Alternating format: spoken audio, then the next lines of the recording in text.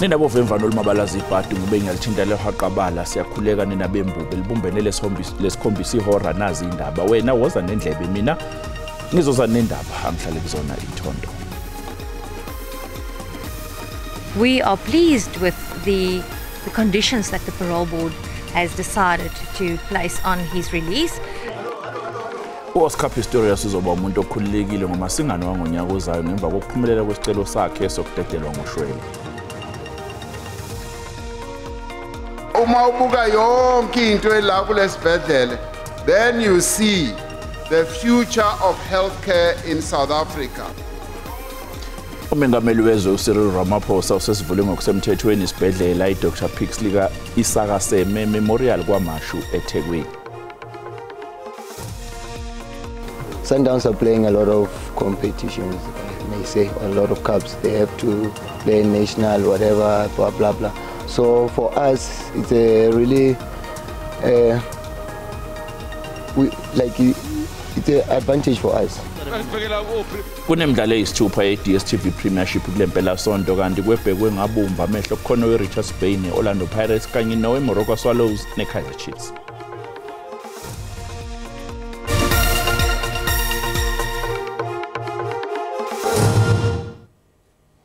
Oscar Pistorius owalahlwa icala lokubulala isinqandamathe sakhe eRiver Steenkamp usenikezwe ushwele. Ukudedelwa kwaPistorius kuzoqala mhla zi-5 kuMasingana wangonyaka ozayo kodwa ke ngokusho komnyango wezokuhlunyelisa kwezimilo uzobe seqala inhlelo ezenziwa kulo osuku ethola ushwele nokuyinhlelo ezodonsa kuze kuphele uMasingana.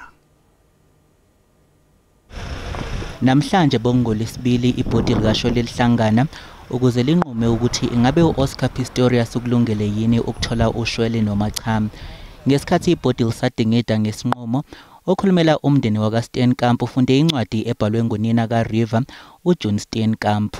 I do not believe Oscar's version that he thought the person in the toilet was a burglar. In fact, I don't know anybody else who does. My dearest child screamed for her life, loud enough for the neighbors to hear. I do not know what gave rise to his choice to shoot through the closed door 4 times at somebody. Yakhe uJohn Steenkamp uzwakalise ukukhathazeka ngokuthi uPistorius wayebuye abe ngumuntu onodlame kepha ke ummeli womndeni kaSteenkamp uthi umndeni uyayamukela imibandela kashwele kaPistorius. Pleased with the conditions that the parole board has decided to place on his release, specifically with regards to that he must undergo anger management courses and gender-based violence courses, because that shows us that June's victim impact statement was considered properly by the parole board. Umnyango wezokuhlunyeleliswa kwezimilo uthi imbandela yokudedelwa ngoshwele akuhlosiwe ngayo ukwenza impilo ibe lukhuni kulowo usuke ehlomulile. The intention is not to make life difficult for a parole, but just to assist that person that 1 is complying with those parole conditions, 2 that an inmate is able to reintegrate successfully. uPistorius kulindeleke ukuthi adedelwe mhla zi-5 kuMasingana wangonyaka ozayo. Ongqongqoshe zogesi ehhovisi likaMengameli uDokotela uHosiyenso Ramokgopa uthi njengoba lesikhungo esiphethe ugesi simemezela ukuthi sesingena esigabeni sesithupha salolu hlelo lokho akusho ukuthi bayehluleka ukubhekana nenkinga yogesi ekhungethe izwe.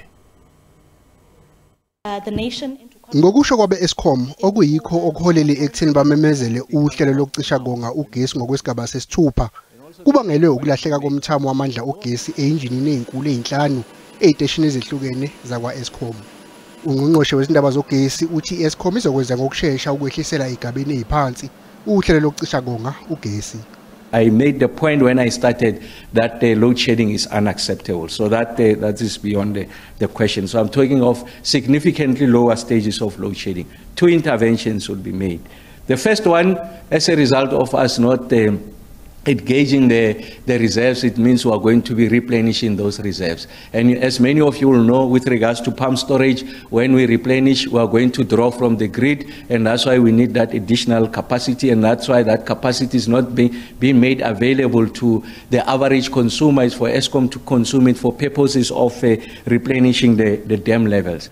Njengoba kusondela isikhathi samaholide kuphela konyaka Umphakathi ukhathazekile ngokuthi kungenzeka uchitha amaholide bumnyameni ngenxa yogesi ongenalo uzinzo.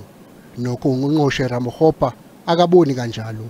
We think that in the next 2 weeks we'll have an additional buffer. What is that additional buffer? We are expecting that Unit 2 of Kusile to come online by end of this month. We expect Unit 5 at Kusile to come by mid-December. Should be coming third week of December, should be coming online. I'm making that point because the more additional megawatts we add onto the grid, especially coming from the big units like Kusile, the two should give you their design capacities 1,600 megawatts. Ngokwestatement se-Eskom okwamanje i-load shedding isazoqhubeka ngokwesigaba sesithupha kuze kuba ihora lesihlanu ekseni ngomsombuluko. Abamele ecaleni lokubulawa kaSenzo Meyiwa bahlulekile ukuveza ubufakazi bokuthi amaphoyisa endaweni eziningi ezehlukene lapho umsolwa wesibili uBonga Ntanzi athi washaywa kuzona. Ubuchwepheshe obukhombisa ukuthi imoto yamaphoyisa yayithwele uNtanzi yayihamba kuphi, ikhombisa ukuthi ivena izange ime endaweni okubalwa kuzona eyokulahla imfucuza. Sebuyangabazwa ubufakazi bomsolwa wesibili uBonga Ntanzi obuthi amaphoyisa amshaya. Ungoti kwezokuthungathwa kwezimoto uMichael Dupree uthi imininingwane ikhombisa ukuthi amaphoyisa akazange ahambise imoto yawo lapho kwethiwa khona uphethiloli eAlberton. Lokhu ke kuphikisa ubufakazi bokuthi uNtanzi wayiswa kule ndawo washaywa kuyo. You said that motor vehicle was not moving. In terms of physical adding kilometers and distance, it is not, my lord. Nothing happened. Yeah. Iphinde ikhombisa ukuthi amaphoyisa akazange ame endaweni okulahla kuyo imfucuzo eAlberton nalapho uNtanzi ethi ngezinye zezindawo ayeshaya kuzo. At 14:20, 35 seconds, ignition off at Ring Road. Do you see that? Ring Road East. That's correct, my lord. Is it still within the same vicinity? No, my lord. It's quite a distance away at that shopping center. Is it from the dumping site or from that waste transfer facility? My lord, estimate almost 3 kilometers. Kulindele ukuthi ke kubizwe ufakazi omusha ngomsombuluko. Umengameli wezwe Cyril Ramaphosa uthi isibhedlela esisha ceke iDr Pix lika Isaka Seme Memorial eSkwamashe eThekwini sizoletha usizo lwezempilo olusezingeni lomhlaba emphakathini yakhelene naso lesibhedlela. Umengameli usho lokhu ngesikhathi sivulwa ngokusemthethweni lesibhedlela esakhiwe ngo2.7 billion wamarandi. Lesi sibhedlela esinembhede ngamakhulu amahlanu kuhloswe ngaso ukusiza abantu baseyindaweni okubalwa kuzo iPhoenix, iNanda, iNduzuma nakwaMashu. Umengameli uCyril Ramaphosa uthi lesi sibhedlela siqanjwe ngegama lesifanele njengoba uIsaka Seme ongumsunguli weAfrican Native National Congress wayengumuntu onosizo. This hospital, as I said, is going to be a real model on how hospitals should be built and how they should be configured and how it should have beat a path for future healthcare in our country. Uhulumeni wesifundazwe uthi ziyaqhubeka inhlelo zokwakha ezinye izibhedlela eziseqophelweni eliphezulu kuso lesi sifundazwe. Kumnandi ke kakhulu ukuthi abantu abaningi babengakholwa ukuthi nathi singabantu abamnyama endaweni zabantu abamnyama emalokishini singaba naso isibhedlela esiseqophelweni eliphezulu njengalesi. Izakhamuzi ebeyihamba ibanga elide uma ifuna usizo lwezempilo sezinesikhungo sezempilo esiseqophelweni eliphezulu endaweni yazo. Sibonga kakhulu ngoba abantu kade behluphekile la singakavula lesibhedlela, so manje sekubalula kakhulu ukuthi umuntu ashesha sizakala engaze gibakele endaweni ekude koThekwini kanjena. Lesi sibhedlela siphinde sibe nohlelo oluzoqinisekisa ukuthi usizo lwezempilo liyasondela emphakathini esondelene naso. Lokhu kuzosiza nomnyango wezempilo ukuthi ukwazi ukushesha uhlonza izifo engathelelani. I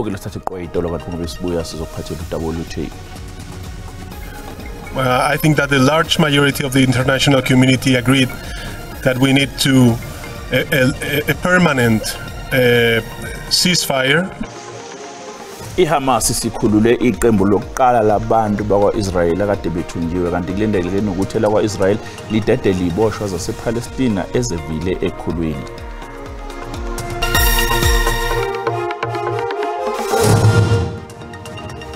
Asikubingile sikwamukele mbukeli uma usanda kungena odabeni oluphambili besibike ukuthi Oscar Pistorius sizophuma ejele ngomasingane wangonyaka ozayo ngemva kokuphumelela kwesicelo sakhe sokudedelwa ngoshwele.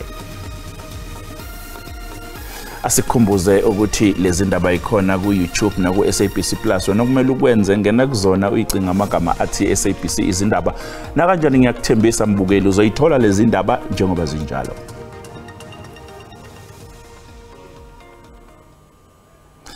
Abantu bakwa-Israel abathunjwa abaseGaza sebedluliselwe enhlanganweni ehlinzeka ngosizo iRed Cross emngceleni waseRafah lapho bezokwedluliselwa khona embuthweni ozokuvikela wakwa-Israel. This ceasefire is a good step forward, but it's not enough. I think that the large majority of the international community agreed that we need to a permanent ceasefire, humanitarian ceasefire. Lokhu kuza emva kwesivumelwano sokubeka phansi izikhali izinsuku ezine phakathi kwezwe lakwa-Israel kanye nePalestina okuqale namhlanje ngehora lesikhombisa ekuseni. Abantu asebededelwe bathunjwa mhla ziyisi-7 kuMfumfu ngesikhathi iHamas ihlasela kwa-Israel kungazelele umuntu. Lokhu-ke kuzoba kuwubusuku bokuqala izakhamuzi zasePalestina zilala ngaphandle kokuqhuma kwamabhomu, kepha-ke umbuzo omkhulu uthi kuzokwenzakalani emva kwezinsuku ezine. The deal is constructed in 3 phases. Hamas was committed to release 50 hostages in 3 rounds. During this 4 days of ceasefire and the implementation of this exchange, many things violent could erupt, many violent actions could be erupted, either attacks on Israeli forces, either loss of hostages, the sensitivity of all the issues, the tensions on the ground. Zombili izinhlaka ezilwayo iIsrael kanye neHamas zisayinde isivumelwano sokumisa impi okwesikhashana, kepha-ke zikubeke kwacaca ukuthi le mpi ayikazi uphela. Isibhedlela iSouth Rand sinikezwe umnqamula juqwa ngomsombuluko ukuze sixazulule indaba yesikweletu esiwu-2.9 wegidi zamarandi esiyikweleta iCity Power. iCity Power iqala olunye uhlelo lokunqamulela amakhasimende anezikweleti okuhlanganisa nezibhedlela. Isibhedlela iSouth Rand sisohlwini lwamakhasimende angakhokhi kodwa sibukezwe isikhathi sokuthi sikhokhe ngaphambi kokushona kwelanga ngomsombuluko. We were here to hand over the job card to sensitize them that we are supposed to be giving them 4 hours so that they can evacuate their ICU patients so that they can move to other hospitals. As part of our rules, if we are switching off hospitals, we're supposed to be giving them 4 hours at least prior the disconnection. So we've sensitized them, we've given them the job card. Umnyango wezempilo kulesifundazwe kanye nabaphathi besibhedlela abeneme ngalesi senzo. In relation to South Rand, I know that already the team had made a run of I think about 2 million that is currently being processed, and finance is obviously looking into that in terms of making sure that that amount is cleared as soon as possible to be able to service the debt, because there was never an issue of not wanting to service the debt. There could have been a delay in processing that particular amount. Umnyango wezempilo uthi usezinhlelweni zokuxazulula zonke izikweletu umnyango ubhekene nazo. Uhulumeni wethu uyimisele ngokuvikela abantu abathandana nalabo abanobulili ofana nobaba kulelizwe njengoba kusasa kuqalwa umkhankaso wensuku eziyishumi-6 wakulwa nodlame olubhekiswe kwabesifazane kanye nezingane. Kukhunjulwa abantu abathandana ngobulili obufanayo ababulawa isigamekweni zobugebengu benzondo kukhalwa ngokuthi ziseningi izinqinamba ezikhona. As we have gone through so much already, starting from a young age, you grow up in challenges, you grow through challenges. And at the age where we're at, in positions we are at, you can't keep quiet, but have to fight for the rights of the LGBT community. Ezinye izigameko zodlame azibikwa ngenxa yokwesaba. We are launching the 16 days of activism, and now we want to include the LGBTI in terms of gender-based violence, because surely, yes, there is abuse amongst the community themselves. Uhulumeni uthi uzoqhubeka alwela amalungelo abantu. Sicela emakhaya bazi ukuthi kukhona abantu abathandana ngobulili, kukhona abantu abafuna ukuthi nabo sibazwele ukuthi nabo abantu kuyafuneka ukuthi babe safe. uZulu uphinde wathi amalungu LGBTQIA+ azofundiswa ngamalungelo awo aphinda ahlinzekwe nangolunye ulwazi.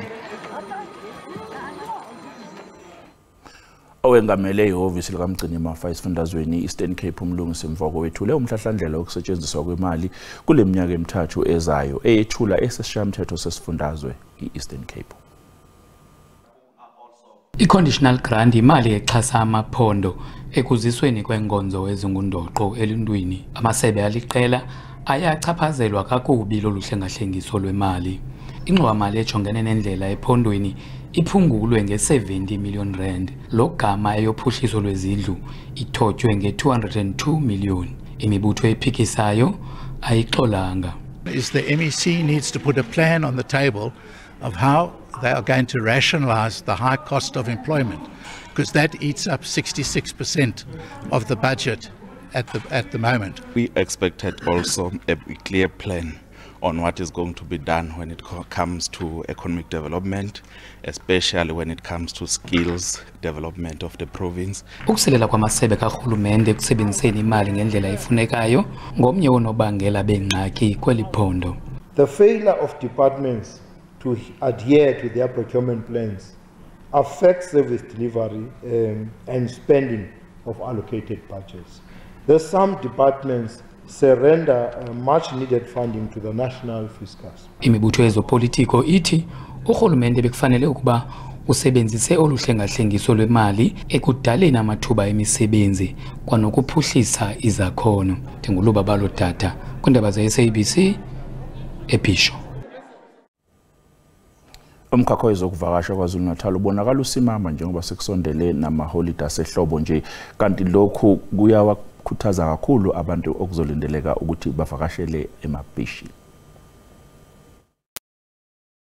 Izindawo ezisogwini oluseningizimu nesifundazwe kwaZulu-Natal zilungiselela ukuba sendaweni yokwazi ukuthi ziphathe kahle izivakashi kulesifundazwe.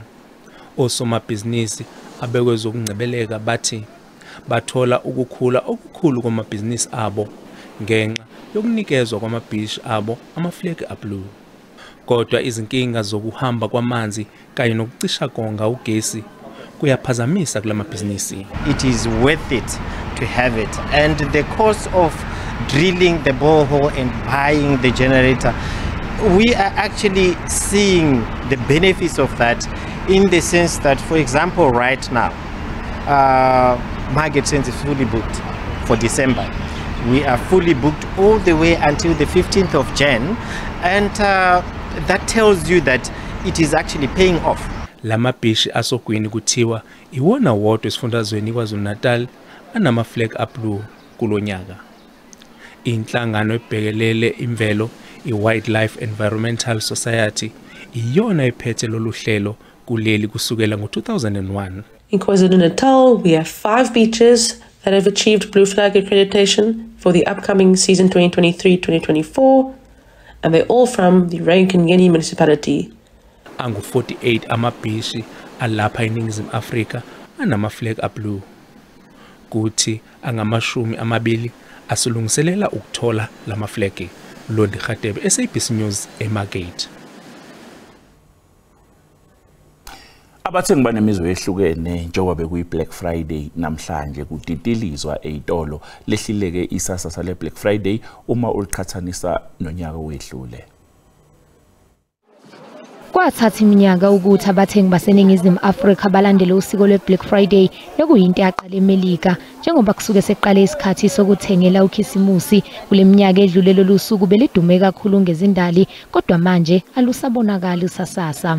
From a Black Friday point of view, we've really gone all out. Our merchants have really gone all out for people to stock up. So we've got a lot rolling in, not only on foods, but also on some luxuries, you know, your snacks, your chocolates, your chips, and of course a lot of cold drinks, Cokes, and those kinds of things are rolling very hard at the moment for customers. Abathengi bazwakalise imibono eyehlukene ngalolu suku lwe-Black Friday. It's the first time I'm getting something cheap. Asikaboni mehluko omkhulu kuma prices. There's not much difference. Izinto ziyadura qha into esibonayo. Isalaries ziyaphansi. Hayi Black Friday ayisafani. Udala kunje ngakugcwele khona. But economy yabona into abantu abakunaba abasebenzi. IMassmart ithi Black Friday izoqhubeka kuze kuphelele inyanga.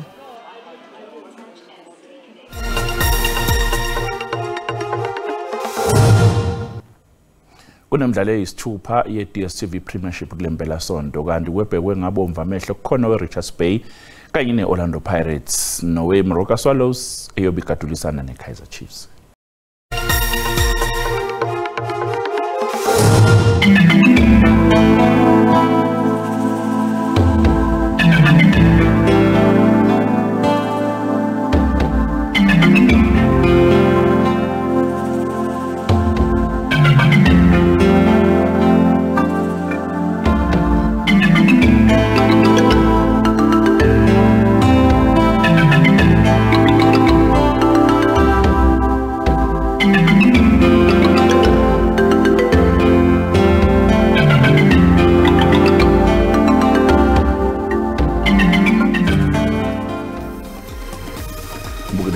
Lapha bese kuphathele zona kuze kuzayo usalela.